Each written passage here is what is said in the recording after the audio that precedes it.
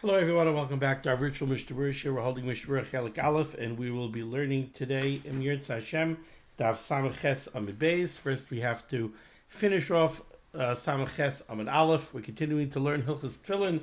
We pick up today in Siman Lamed Tes, bottom line of the Shulchan Aruch on Samach Ches Amud Aleph, Sif Zayin. Says the Mechaber, Ein loikchin tefillin umezuzais usvarim min hakutim. We do not purchase stam. We do not purchase tefillin, mezuzas, or sifrei Torah from Einam Yehudim, yoser mikidei demeyen harbe. If we are going to be required to pay significantly beyond their value. Why, says the Mechaber? Kedei shaloi lahargil leganvan ulegazlan.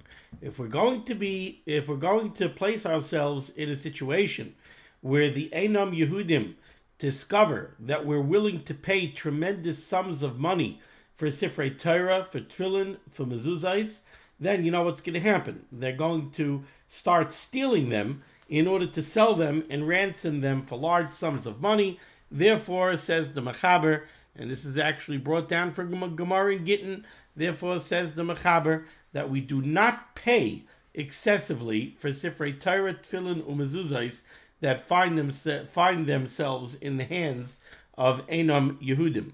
Says the Mishnah Berurah back on Samach Ches Amud Aleph Ois Katan Yud Zayin. Yoser Harbe. The words of the Mechaber were, we don't pay Yoser Mikidei Demeyan Harbe. We don't pay significantly more than their value. Says the Mishnah Berurah, Aval b'ma'at Yoser Mishavyan. But to pay a little bit more than what they are worth, and he gives a mathematical formula here. Dahainu ad kedei chatzi dinar b'tefillin. That would be approximately a half of a dinar overpriced in the case of tefillin. Ulefi erech zeh b'sefer Torah, and a proportionately larger amount when it comes to Sifrei Torah, right? Tefillin, let's say, are worth $1,000, $1,500 maybe. Sifrei Torah could be worth $65,000. So if it's a half of a dinar by something worth $1,500, you have to multiply that and arrive at a number for something worth $65,000. But in any case, the Mechaber says that we don't pay yoser mikidei demei and harbe. We don't pay a very large amount over their value, but a small amount over their value we do pay.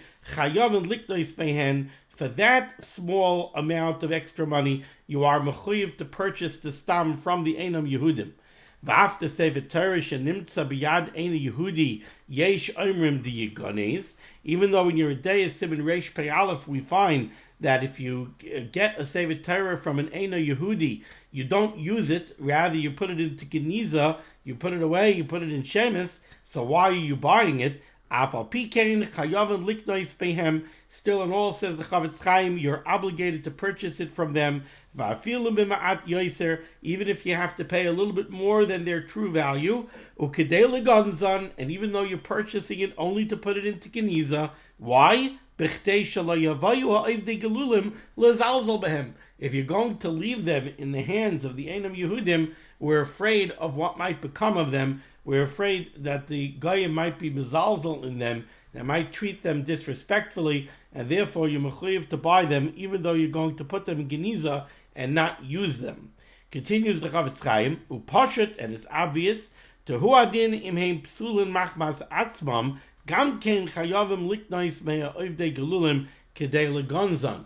He continues the Chavetz Chaim, and he says it's also obvious that the same halacha applies to a sefer Torah or to tefillin or mezuzais that happen to be puzzle. In other words, when he says over here that they're psulin machmas atzmam, they're puzzle on their own, what he means is it's not just an issue of the fact that you found it in the hands of a non-Jew and you don't know what its status is. Is it really a kosher a pair of tefillin or not? Even if you know for a fact they're puzzle, the Einam Yehudi allows you to look at the Sefer Torah. You see that it's a puzzle of Sefer Torah.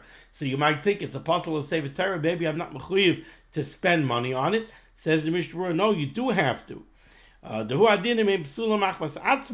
Gam kein chayav liknais ve'ovdei kalulim kedei leganzan. You still have to purchase it from the non-Jew in order to put it into geniza and to protect the covet of the stam. Aval, however, says the Chavetz Chaim, biksavan apikoris. If you're dealing with a Sefer Torah that was written by an apikoris, that's already a different story. We said yesterday that the Sefer Torah of an apikoris, and we turned to Samach Chesam and Beis in the Mishnah Berurah, the Tu'unin Sreifa, the Sefer Torah of an apikoris, of a heretic. That's something that's Tu'unin Sreifa. You burn it together with the Shemos of Hashem, because the Shemos of Hashem are not truly kadosh in a Sefer Torah that was written about apikoris, because he didn't invest those Shemos with any kedusha. It's very possible that he had in mind avodas kechavim. So in that case, Eid Sarach Likach Mehem, the Sefer Torah written by an apikoris, you're not obligated to buy from an Eino Yehudi. Oiskan Yurches Harbe, you don't pay a lot more than its value. Va'afal Pikein, still in all, says the Mishnah Berurah. What have we said so far? The non-Jew comes with a Sefer Torah, you're obligated to buy it from him, even though you're going to put it in geniza. But the halacha is you don't pay a significant amount more than its value. Says the Mishnah Berurah, Va'afal Pikein, even though this is true, that ultimately you're not going to pay, a lot above its value, lo yisalik atzvan ha'Yisrael tekef mimenu avsha omer harbe. Even if the Eino Yehudi comes and he says, I have this Torah scroll over here. Oh, I'd like to buy it off you. He says, well, I want $150,000. So he's naming a ridiculously high price. It's a lot over the value. So the halach is you don't have to buy it. Still in all, says the Mishnah Berurah, La Yisalik Atzmaya Yisrael Tekef Mimenu. The Yid shouldn't turn right away and say, okay, forget it, I'm done, and walk away. Avsha Imer Harbe, even though the Eino Yehudi is asking for a tremendous amount of money, what should you do rather? You have to handle with him. You have to bargain with him. Pen Yishve Imai. Maybe you'll be able to reach an agreement. So just because he threw out his first offer, he said $150,000, so don't just turn around and walk away and say, forget it. Just tell him, you know what, obviously you don't understand what the value is. A brand new Sefer Torah is maybe $60,000. You know what, I'll offer you 40. And let him come back with a counteroffer and go negotiate with him. Maybe you'll actually be able to reach a price that you can agree on. But if ultimately the Eino Yehudi digs in his heels and he won't budge off of his ridiculous exorbitant price, then you'll leave it in his hands. But you have to go the extra mile of handling with the Eino Yehudi. Umavor b'shas, it's clear in the Gemara in Gittin Memhem and Beis, the Aser Loimer La'ovid Gelulim Sheyitnei Bezoil Yoser Medai. You also can't go to the Eino Yehudi with a ridiculous offer. The Eino Yehudi says, I have a Sefer Torah. Oh, really? You have a Torah scroll? I'll give you $5,000 for it. Now you're the one that's making an offer which is ridiculous. And you don't want to do that, says the Chavetz Chaim. You know why? Dilmar Yirgaz Ha'ovid Gelulim. That might make the non-Jew very angry. V'yinig beheminig bezayin. He'll get very angry and he'll say, all right, obviously these Jews don't care about their Torah scrolls. I don't have to care for it either. And maybe Chas v'Chalil, he'll take it, he'll tear it up, or who knows what he'll do with it. So you don't want to get the Eino Yehudi angry by making him a ridiculous offer. So you have to make him an offer, which is a sensible offer. Ois kan ches, top line, Samach Chesam Beis in the Shulchan Aruch. Says the Mechaber, Ein nikachin, tefillin, mezuzahs, they're not to be purchased, ela min hamumcha, only from a professional, from a specialist, a mumcha, shebaki b'chaseros v'yaseros, who knows the chaseros and the yaseros. He knows which words in the tefillin are supposed to be written mole, let's say with a vav or with a yud, which ones are supposed to be written chosar. So when you purchase Sefer Torah, tefillin, mezuzahs, you're supposed to buy them from a baki. You have to buy them from somebody who knows what he's doing. He knows how they're supposed to properly be written. Says the Mishnah Berurah, cut your test min hamumcha. Avaloi mimi she'ena mumcha, but don't buy tefillin from somebody who's not a mumcha. Afal pisha halekech roitzel abadkan. Right? A Yid will come, he'll say, listen, I know that this cipher doesn't have a stellar reputation. I know that he doesn't really know his beans, but I'm going to buy a pair of tefillin from him, and then I'll open up the tefillin and I'll check the parshias. So what's the big deal that he's not a mumcha? I don't need him to be a mumcha. I'll take out the parshias and I'll check the parshias. I didn't mention before we started Sivches, right now we're talking about a closed pair of tefillin. You have to buy a pair of tefillin for your bar mitzvah bacher. So you go to the sefer and he's selling you a closed pair of tefillin. He's selling you a totally finished shel yad, a totally finished shel roish. In that case, says the mechaber, only buy a closed pair of tefillin from a sefer who's a baki, b'chaseros will be yaseros, so you could assume that the tefillin were written properly. And now the Mishnah Berurah says over here, nice cut in your test, don't purchase it from somebody who's not a mumcha,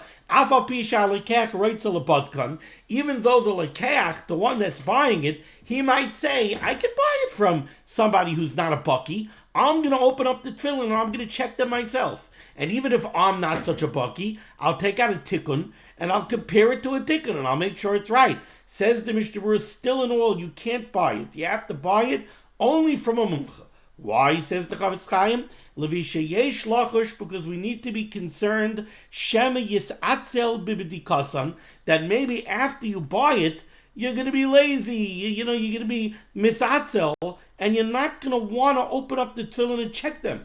Because